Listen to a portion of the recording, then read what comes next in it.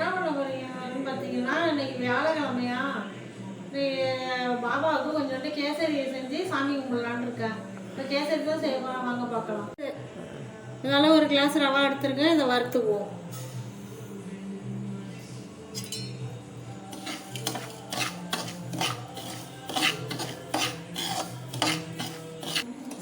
ரவா வறுத்துட்டேன், இப்போ வறுத்துட்டு ஒரு கொட்டி வச்சுருவோம்.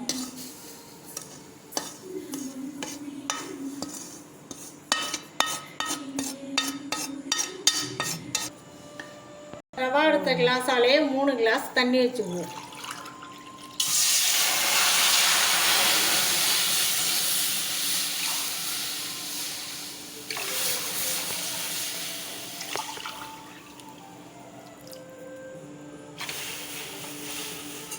தண்ணி நல்லா கொதிக்கட்டும். அது கொஞ்சோண்டு கலர் பவுடர் போட்டுக்கலாம்.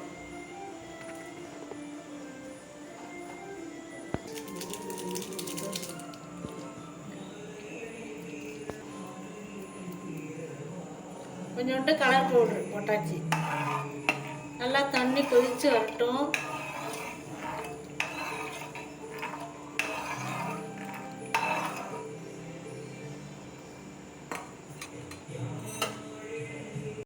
தண்ணி நல்லா கொதிச்சுட்டு இப்போ ரவாவை போட்டு கிண்டிக்குவோம். நம்ம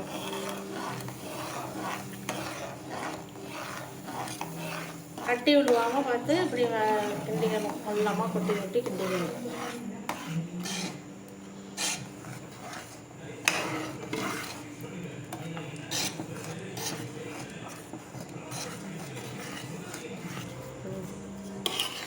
தண்ணிக்கும் இதுக்கும் கரெக்டாக இருக்கும். பார்த்தீங்களா, எந்த கிளாஸால் வைக்கிறோமோ அதே கிளாஸால் தண்ணி வச்சோம்னா கரெக்டாக 3 கிளாஸ் தண்ணி வைக்கணும். 1க்கு 3 தண்ணி வச்சோம்னா கரெக்டாக இருக்கும். இப்போ நான் ரவா எடுத்த கிளாஸாலே ஒரு கிளாஸு ஜீனியும் எடுத்திருக்கேன். அதையும் போட்டு அதிலே கிண்டிக்குவோம்.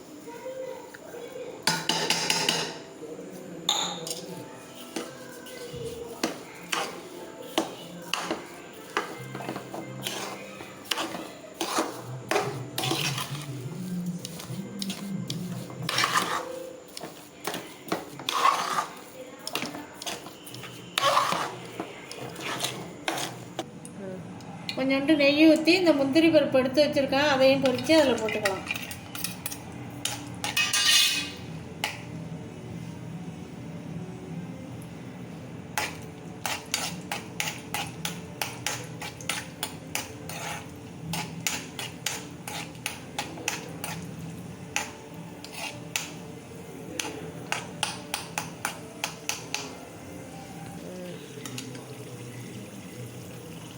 முந்திரி பருப்பு நல்லா சகந்து வந்துட்டு இப்போ கேசரியில் சேர்த்துக்குவோம்.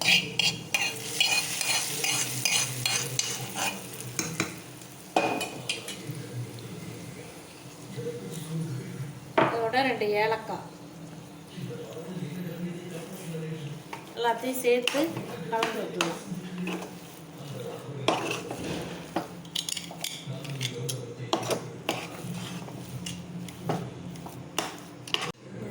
அவ்வளோதான், சூப்பரான கேசரி ரெடி ஆகிட்டு. பாபாவுக்கு வச்சு சாமி கும்பிடாண்டியதான். கேசரி ரெடி ஆகிட்டு. நீங்களும் இது மாதிரி செஞ்சு பாருங்கள். அடுத்த வீடியோவில் பார்ப்போம். பாய்.